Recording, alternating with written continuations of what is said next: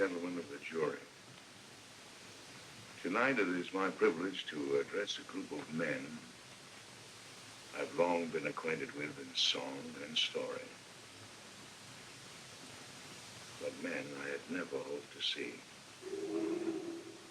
My worthy opponent, Mr. Scratch, called you Americans all. Mr. Scratch is right.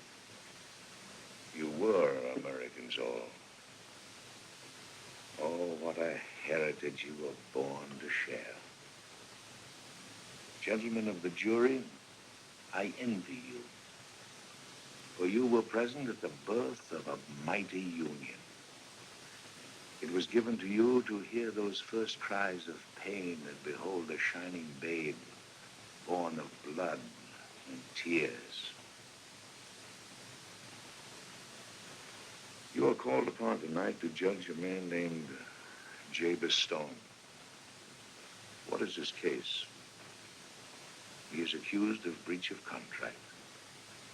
He made a deal to find a shortcut in his life to get rich quickly.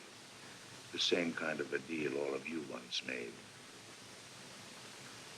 You, Benedict Arnold, I speak to you first because you are better known than the rest of your colleagues here. What a different song yours could have been. A friend of Washington, Lafayette, a soldier. General Arnold, you fought so gallantly for the American cause till, let me see, what was the date? 1779. That date burned in your heart. The lure of gold made you betray that cause. And you, Simon Girty, now known to all as Renegade, a loathsome word. You also took that other way. And you, Walter Butler, what would you give for another chance to see the grasses grow in Cherry Valley without the stain of blood? I could go on and name you all, but there's no need of that. Why stir the wounds? I know they pain enough. You were fooled like Jabez Stone, fooled and trapped in your desire to rebel against your fate. Gentlemen of the jury, it is the eternal right of every man to raise his fist against his fate.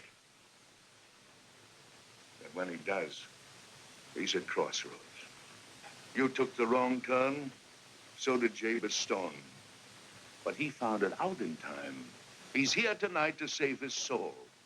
Gentlemen of the jury, I ask you to give Jabez Stone another chance to walk upon this earth, among the trees, the growing corn, and the smell of grasses in the spring. What would you all give for another chance to see those things you must all remember and often long to touch again? For you were all men once. Clean American air was in your lungs, and you breathed it deeply, for it was free and blew across an earth you loved. These are common things I speak of, small things, but they are good things. Yet without your soul, they mean nothing. Without your soul, they sicken. Mr. Scratch once told you that your soul meant nothing, and you believed it, and you lost your freedom. Freedom isn't just a big word. It is the morning and the bread and the risen sun. It was for freedom we came to these shores in boats and ships. It was a long journey, a hard one and a bitter one. Yes, there is sadness in being a man, but it is a proud thing, too. And out of the suffering and the starvation and the wrong and the right, a new thing has come. A free man. And when the whips of the oppressors are broken and their names forgotten and destroyed, free men will be talking and walking under a free star. Yes, we have planted freedom in this earth like wheat.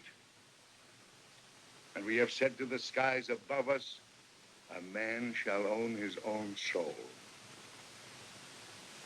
Now, here is this man. He is your brother. You are Americans all. You can't be on his side, the side of the oppressor.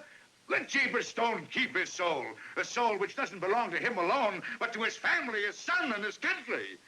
Gentlemen of the jury, don't let this country go to the devil. Free, Jabez Stone. God bless the United States and the men who made her free.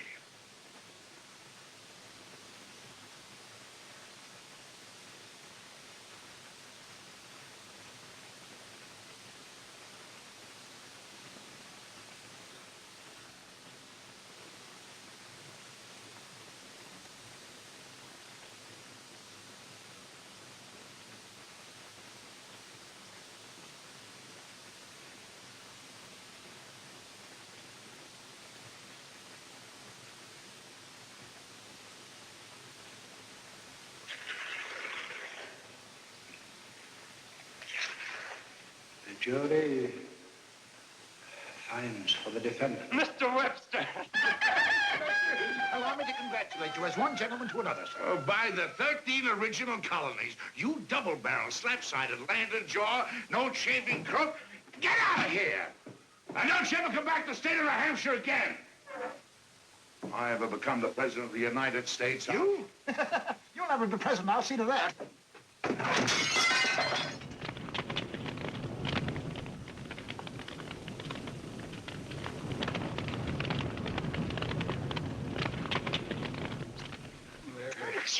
I think we deserve a little breakfast. Oh, Mr. Webster. It's good to see you smile again, Mary.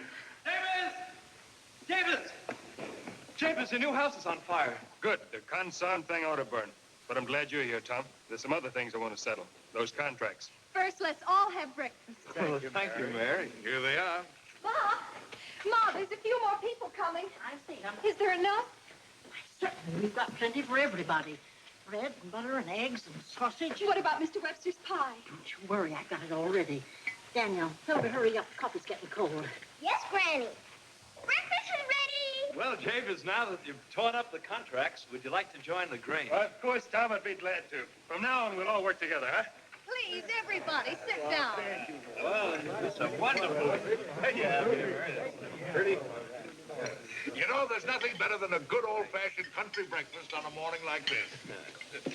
Hey, where's Ma Stone? Oh, she'll be here in a minute. She's got a special surprise for you. Oh. Granny, come on, Mom. Ah, there she is. Peach pie? Peach pie. Well, what the